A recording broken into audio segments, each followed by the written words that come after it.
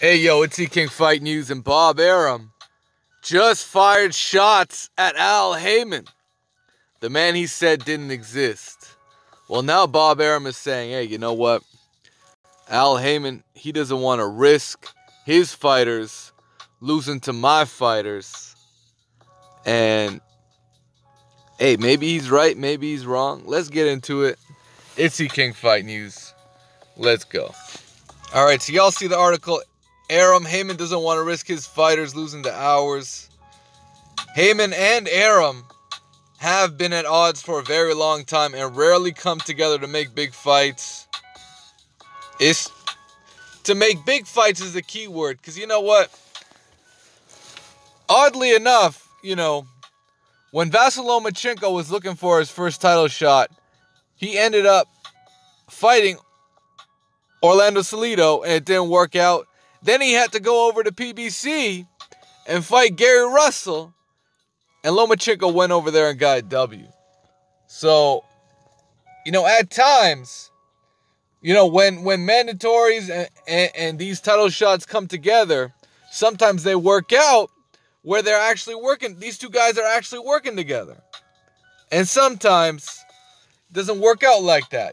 When it's a smaller fight, when the fight doesn't mean as much, there's obvious, all of a sudden there's no issue with it. But let's get into it. This is what Bob Arum had to say. We would like their PBC fighters, the guys on the PBC, to fight our guys, and we've said that repeatedly. And Haymon said, well, I'm not going to give you all my fighters to fight on ESPN. And I said, no, we'll work something out. It doesn't all have to be on ESPN. If you want one of our fighters to fight one of your fighters on Fox, that's acceptable. But you have to sit down and you have to have dialogue. Arum explained. The truth is, Haymon doesn't want dialogue. Haymon wants an island unto himself. That's his strategy. He doesn't want to operate with other promoters, but that's his choice, and he's not violating any laws if he does that. I can make a deal in 5 minutes that's fair with Haymon, but I don't think Haymon wants to do it.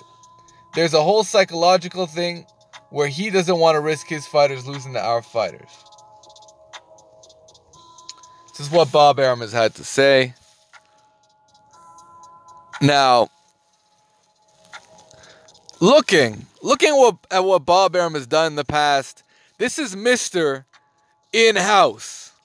This is the guy that wouldn't match Pacquiao up with any other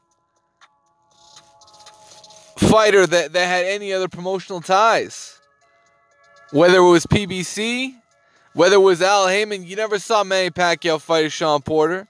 You never saw Manny Pacquiao fight a Keith Thurman back in the day. You never saw Manny Pacquiao versus Danny Garcia. We've still yet to see those fights. But until now, Pacquiao's finally getting those opportunities, because guess what? He signed with the PBC.